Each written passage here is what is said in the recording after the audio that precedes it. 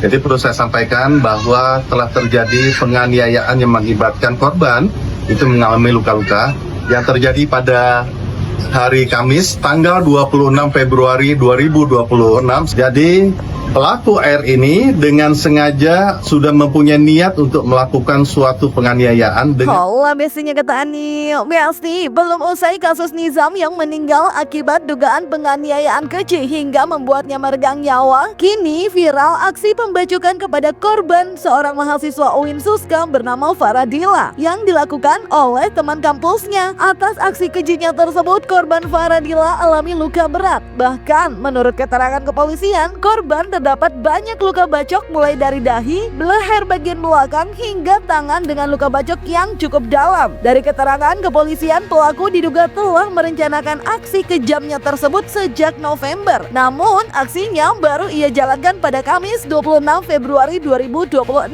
Dan yang gak kalah bikin heboh, pelaku justru melakukan aksinya tersebut secara terang-terangan dan diduga masih di area kampus lantai 2. Dan menurut kepolisian, diduga sementara dari keterangan pelaku adalah motif asmara. Pelaku yang diduga menggunakan senjata tajam kampak dan juga golok untuk membacok korban kini telah diamankan dan diduga terjerat ancaman hukuman 12 tahun penjara, Besti. yang menerima suatu musibah ya, adanya penganiayaan yang dilakukan oleh seseorang ya bernama tersangka R berusia sekitar 21 tahun berjenis kelamin laki-laki. Jadi perlu saya sampaikan bahwa telah terjadi penganiayaan yang mengakibatkan korban itu mengalami luka-luka yang terjadi pada hari Kamis tanggal 26 Februari 2026 sekitar pukul 08.30 waktu Indonesia bagian Barat di kampus UIN Suska. Jadi antara korban dan pelaku, saudara atau tersangka R ini saling mengenal. Jadi perlu saya sampaikan antara korban dan pelaku saling mengenal dan peristiwa itu terjadi pada hari ini, hari Kamis tanggal 26 Februari 2026 sekitar pukul 8.30 di salah satu bagian fakultas, yaitu adalah Fakultas Hukum Syariah di lantai 2. Jadi pelaku R ini dengan sengaja sudah mempunyai niat untuk melakukan suatu penganiayaan dengan membawa beberapa bilah baik parang maupun golok. Ya, jadi senjata tajam. Tetapi yang digunakannya pada saat itu dia langsung menghampiri kepada korban R tersebut dan mengakibatkan adanya luka-luka.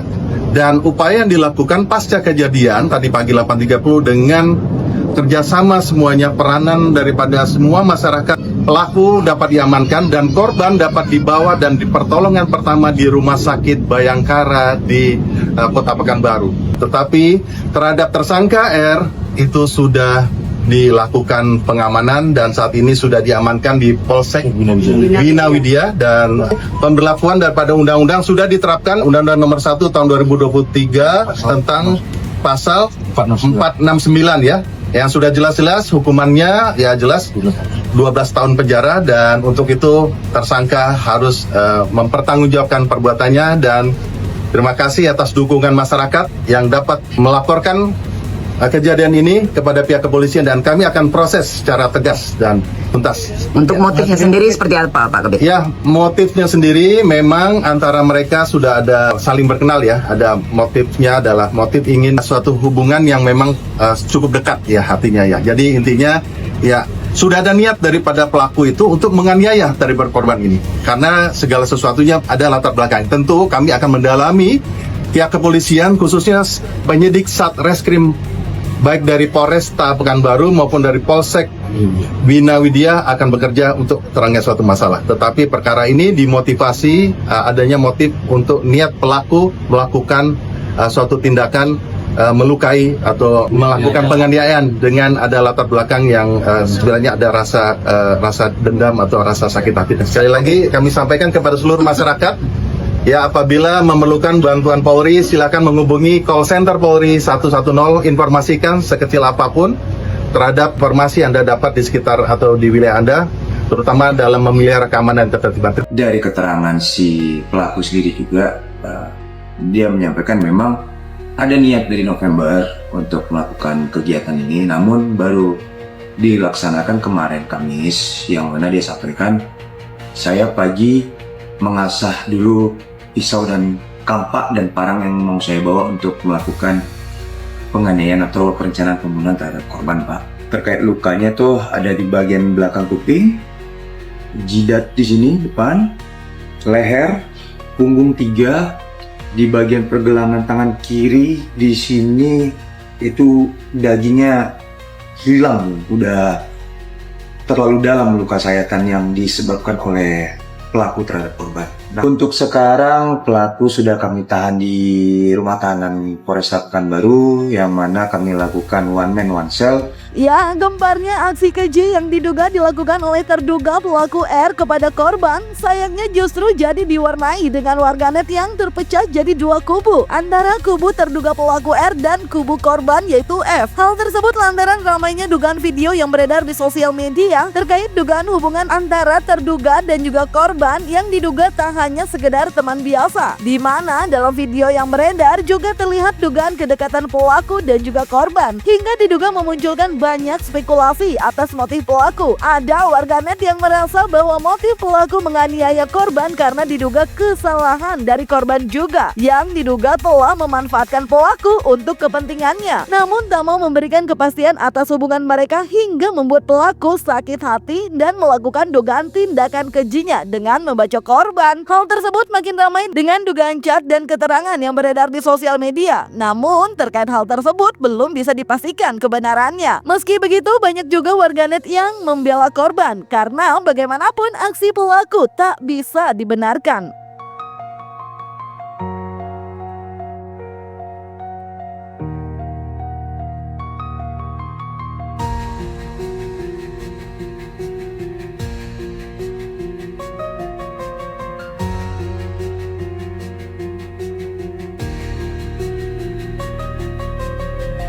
Mereka dua PDKT, chatan, VC-an, antar jemput sampai proposal dikerjain. Bahkan udah pernah tidur bareng. Nah, si cowoknya nanyain hubungan mereka apa, minta kepastian. Ternyata si cewek nggak mau pacaran. Si cewek pas dekat dengan cowok nih juga dekat sama cowok lain dan pacarnya yang sekarang. Si cowok ngerasa dibohongin dan dimanfaatin.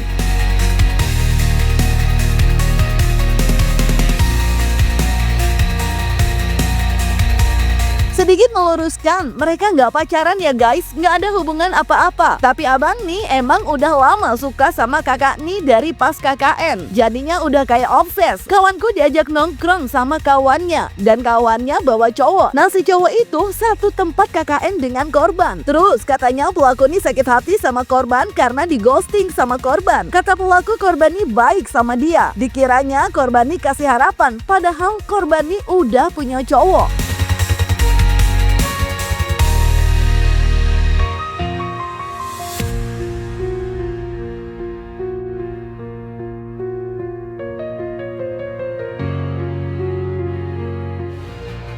Dek, adek, coba kau lihat saya dulu. Tujuan kau, target kau melakukan pembacokan itu apa? Cacat, mati. Cacat atau mati? Nggak mati. Terus, kalau tujuan kau tidak bikin mati, benda yang kau gunakan untuk melakukan penganiayaan itu adalah alat yang layak untuk mati. Kau bawa kampak dan kau bawa parang. Gue jawab orang bertanya. Pertanyaan saya sekali lagi, tujuan kau mau mati? Udah jelas memang mau dibunuh nih. Selesaikan.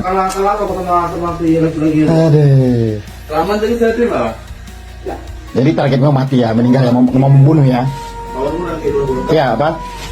Targetmu mau membunuh?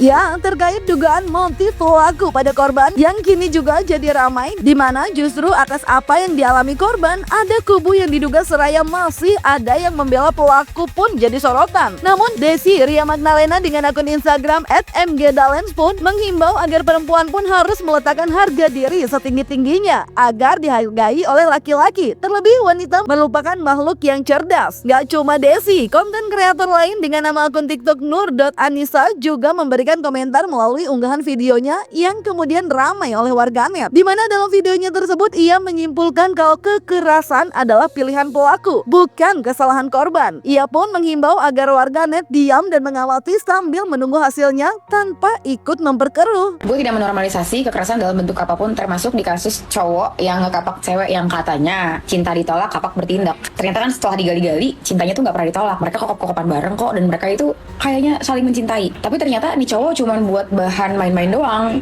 diminta untuk memenuhi kebutuhan si cewek ya, mungkin dari segi biologisnya atau dari segi yang lain gitu, kayak minta diantar jemput, kayak minta dibeliin ini, minta dibeliin itu. Menurut gue wajar ya sebagai manusia ketika sudah ada ikatan yang seperti itu, harapan kita lu cuman buat gue doang, lu nggak boleh kemana-mana. Tapi ternyata faktanya cewek ini menjalin hubungan dua kaki dengan orang lain, dan secara psikologi pasti cowoknya terguncang banget, dan dia merefleksikan amarahnya dengan cara menyakiti si perempuan ini. Dua-duanya salah, tapi karena gue perempuan, mari kita bahas dari segi perempuannya. Gue kenal cukup banyak perempuan yang dengan sangat-sangat mampu dia jalan dengan beberapa cowok padahal dia nggak punya perasaan, dan dia mengambil keuntungan dari cowok-cowok tersebut. Padahal fisiknya nggak menarik, ekonominya juga biasa aja, karirnya nggak ada. Tapi cowok-cowok tuh banyak banget yang kayaknya tuh ngejar-ngejar dia dan suka sama dia. Sempat heran awalnya, tapi pas tahu cara dia menanggapi cowok-cowok itu kayak semua pesannya dibales, semua ajakan perginya diiyakan, ya gue jadi tahu emang nih perempuan murahan aja. Nah itu kan akan menjadi masalah ketika kebaikan-kebaikan itu dinikmati, lalu si cowoknya minta kepastian. Terus si ceweknya dengan so cantik akan bilang, gue selama ini anggap lo temen tau. Si ceweknya kayak merasa diobsesiin sama nih cowok, padahal kan dia yang nge-treat itu cowok seolah-olah dia itu ingin ke hubungan yang lebih serius. Gue woman support woman kok, cuman gue pilih-pilih ya, karena di kaum gue banyak juga orang-orang yang toksik kayak gitu. Jadi kita sebagai perempuan, kita tuh harus memposisikan diri kita tuh berharga. Kalau kita tidak memberikan penghargaan untuk diri kita jangan berharap akan dihargai sama yang lain. Lo harus percaya gue, karena gue membawahi banyak sekali laki-laki. Mereka kerja di gue menganggap mereka sebagai laki-laki. Kalau salah gue minta maaf, kalau misalnya ada sesuatu yang ingin dijelaskan gue berdiskusi. Gue tidak pernah memposisikan diri gue sebagai perempuan menye-menye ya. Demikian juga dengan mereka menghargai gue sebagai atasannya, sebagai perempuan. Selama gue berkarir, gue tidak pernah dilecehkan sama staff gue, meskipun mereka semua laki-laki. Gak cuman itu, mereka menjaga kehormatan gue di luar sana. Jika ada yang macam-macam sama gue, mereka akan turun langsung untuk melindungi gue. Jadi gue percaya ketika perempuan menaruh harga dirinya setinggi-tingginya dengan sikap, dengan ucapan, dan cara hidup, dia akan dihargai juga oleh laki-laki dimanapun. So please perempuan, jangan terlalu merasa kalian tuh makhluk yang paling lemah. Kalian tuh cerdas loh. Laki-laki itu kalau selingkuh gampang banget ketahuannya, karena mereka nggak bisa multitasking. Perempuan itu bisa selingkuh bertahun-tahun karena dia bisa nggak nunjukin perasaannya. Bahkan kan perempuan bisa menipu kalau dia tuh enak banget, padahal dia nggak enak kalau lagi hohe sama cowoknya. Perempuan itu makhluk yang sangat istimewa, tergantung kita mau bawa arahnya kemana. Jika lo membawanya ke sebuah penghormatan untuk diri lo akan menjadi perempuan yang agung. Lo akan menjadi perempuan ya semestinya perempuan diempu, dihormati. Tapi kalau lo membawanya ke arah yang seperti itu, ya lo hanya akan diinjak-injak, menjadi samsak tinju, menjadi keset untuk laki-laki atau siapapun yang ada di sekeliling lo. Jadi mulai sekarang hargai diri lo, cintai diri lo, agar orang di sekeliling lo juga menghargai lo.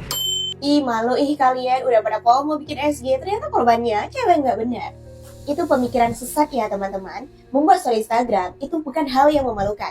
Itu adalah bentuk empati kita sebagai manusia waras ketika melihat manusia lain mengalami kekerasan berat. Yang menjadi masalah di sini adalah kita lebih fokus menyindir orang-orang yang udah bikin story daripada mengutuk pelaku kekerasan ini. Kita benarkan kalau perempuannya juga salah. Sakit hati pelaku itu sangat manusiawi dan wajar. Siapa sih di dunia ini yang gak pernah sakit hati karena orang lain? Tetapi apabila kalau kita yang berada di posisi pelaku, apakah kita akan melakukan kesalahan yang sama? Jadi kesimpulannya adalah kekerasan itu pilihan pelaku, bukan kesalahan korban. Jadi tidak ada kata oh pantas aja, oh wajar aja dalam masalah ini. Jika Anda mengeluarkan narasi tersebut, artinya Anda sudah mendukung pelaku kekerasan secara langsung. Dan narasi ini berpotensi menyebabkan kekerasan itu dinormalisasi apabila penyebabnya adalah sakit hati dari pelaku. Jadi saya mau mengajak teman-teman semua untuk kita diam dulu, amati, dan biarkan kasus ini mencapai titik terangnya. Sebisa mungkin kita tidak memperkeruh suasana yang sudah keruh ini. Jaga ketikannya teman-teman. Di luar ramainya warganet yang seraya pecah jadi dua kubu atas kejadian naas yang menimpa korban, pihak kepolisian Kabid Humas Polda Riau dan Kapolresta Pekanbaru yang telah menjenguk korban di rumah sakit bersyukur karena korban yang baru saja selesai tindakan operasi akibat luka yang dialami kini dalam kondisi selamat, dan menyebut untuk pemberkasan dari pelaku akan segera diselesaikan dan akan menunggu kepulihan korban untuk meminta keterangan atas tragedi naas yang telah dialami. didalami. Dan dokter yang menangani korban F pun menyebut kalau korban telah menjalani operasi di bagian tangan dan dahi dan kini dalam kondisi stabil, namun masih proses untuk soal berkomunikasi.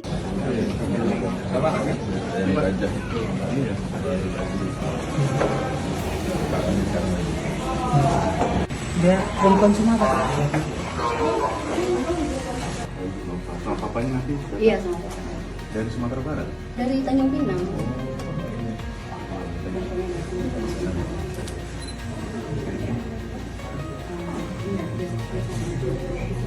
Baik, pada kesempatan pagi hari ini kami bersama Kapolresta Pekanbaru, Kombes Mukarman, dan juga kami didampingi oleh dokter jaga di Rumah Sakit Arifin Ahmad.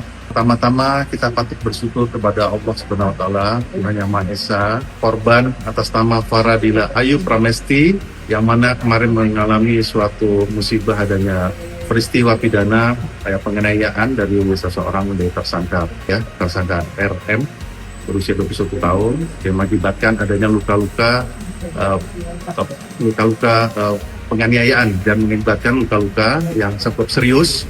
Dan alhamdulillah dari rumah sakit pertolongan pertama di Rumah Sakit Bayangkara ditindaklanjuti untuk kegiatan pasca operasinya di Rumah Sakit Arifin Ahmad. Jadi pada kesempatan ini sudah melihat langsung kondisi daripada korban dalam kondisi yang masih pasca pemulihan karena habis ada tindakan yang tentunya untuk memulihkan kesehatannya. Hal ini pasca operasi itu sudah dalam kondisi normal, nanti bisa kita tanyakan langsung kepada Dokter Nadia. Itu juga kami perlu jelaskan bahwa penanganan kasus ini sudah ditangani oleh Satreskrim Polresta Pekanbaru. Jadi memang kemarin awalnya ditangani Polsek Bina Widya untuk respon cepat. Lokasi kantor polisi terdekat adalah Polsek Bina Widya. Yang penanganan pertama memang Polsek Bina Widya. Karena perkara ini merupakan perkara atensi, kategori menarik perhatian masyarakat luas, hingga kemarin sore perkara kami tarik penanganannya di Satreskrim Polresta. Ini penanganan perkara sudah di Satreskrim Polresta, sudah dilimpahkan ditahan di Rumah Tahanan Polresta Pekanbaru. Untuk motifnya sementara masih motif asmara, pengakuan dari tersangka. Untuk perencanaan dibuktikan dengan senjata tajam yang sudah dia bawa dari rumah, jadi sudah masuk unsur perencanaan. Untuk pemberkasan kami tentunya segera menyelesaikan berkas, namun pasti untuk pemeriksaan keterangan dari korban kami menunggu pemulihan dari korban. Perkenalkan, nama saya Dr. Nadia, saya dokter jaga ruangan di Gedung Bedah RSUD Arifin Ahmad. Untuk keadaan Faradila saat ini dalam kondisi pemulihan kondisi dari pasca operasi. Kemarin sudah menjalani operasi untuk bagian tangan dan bagian dahi pada Faradila. Untuk saat ini kondisi pasiennya masih stabil untuk proses pemulihan. Untuk saat ini dia masih stabil. Mungkin dalam beberapa waktu dari dokter spesialis yang menangani. Untuk saat ini kesadarannya masih kesadaran penuh. Cuman ya dalam komunikasi masih ada beberapa. Untuk saat ini masih stabil. Yap Besti, prosesnya masih bergulir dan didalami. Semoga korban bisa segera pulih dan apapun alasannya, pembacokan tetap tindakan pidana yang tidak dibenarkan. Mari kita tunggu aja hasilnya nanti ya Besti. Jangan lupa like, subscribe, komen, dan share biar bisa dapetin video berita kece lainnya. Cuma di Kata Ani Besti.